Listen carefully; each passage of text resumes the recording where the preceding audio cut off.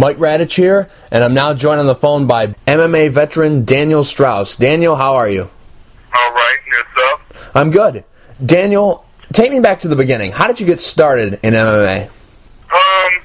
Well, I grew up wrestling, and after just wrestling, a friend just came to me and asked to start competing in MMA.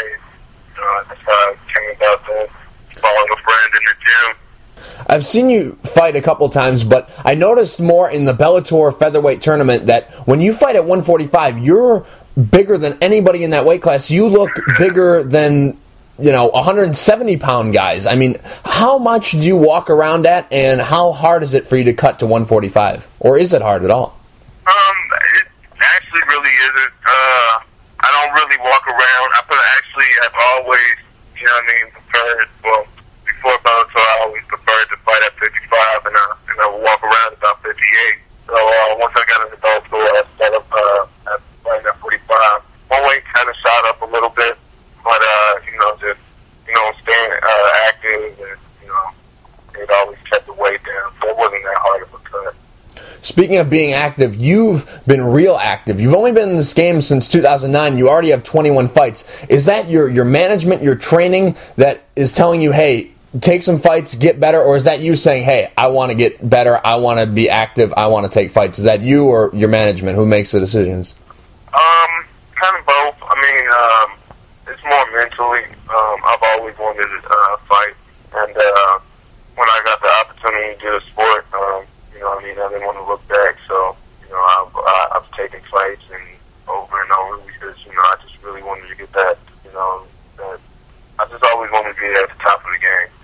So, I just felt like the more I fought, the more I'll be getting up there. So, that was more my mentality, and my coaches always pushed me to do more, do harder, work harder. So, that's what also helped me take all those fights. Where do you train now these days? I'm still currently in Cincinnati, training at Vision MMA. Is that where you've always been? Yeah. When I first started here, I started doing nothing here. Your last fight was against Jason Dent. You unified the NAAFS lightweight title. How did you feel about your performance in the fight? I felt, it was a good win, but, I really didn't, get the exercise with the plan that we had, going out there. So I was really a little disappointed in myself a little bit, but, I got the win. I'm proud that I got the win, but, I felt like I could have done a lot more against Jason. I really wanted to open up with my hands a lot more, and I actually wanted to, roll a little bit more with him on the ground, but, he was stopping me a lot from doing too much. So, I was happy I got the win, but not too happy about my performance. Are there plans for you to defend that title soon? I'm not sure how soon, because I also have this whole Bellator thing going on. But as soon as, I'm quicker the better for me, let's do it tomorrow. Speaking of Bellator, will you be in the next season featherweight tournament? From what I know, yes. What I was told, I'll be in the next season. We haven't really got too much discussing on this season yet, so season coming up yet. So I know it's still working on everything and different guys and stuff like that. So I'm just being patient, sitting back and enjoying my time, learning more, and trying to still compete as well. In the finals of the tournament that you were in, you fought Patricio Pitbull. What did you learn from that fight? That I just really can't take anything for granted, man. And I just got to leave it out there. It was a fight that, in my eyes, I clearly lost. I felt like I just didn't fight my fight. He got me to fight a different fight. That's what won him that fight. So, again, I was, disappointed in my performance and, didn't stick to the game plan as, again. So, I had no one to blame but me. So, I got back in the gym, started working harder, just, trying to focus on things that's going to make me stronger and better. Are you a fan of the tournament format? I am.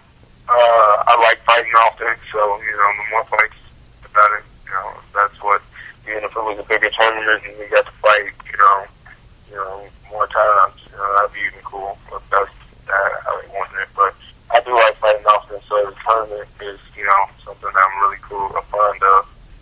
But I'm also down with whatever, you know what I mean? Fights anyway. I know you can't speak a whole lot about your contract, but does it go based off fights with Bellator, or does it go off tournament appearances? How does that work? To my knowledge, each fighter's contract could be different. You know what I mean? I can't, really discuss tell you what's in my contract. I can't tell you that it's going to be in somebody else's contract. You know what I mean? So. You fought in shark fights one time. Is there any plans on going back? Because Ronnie Mann is the featherweight champ, and personally, I think that would be an exciting fight.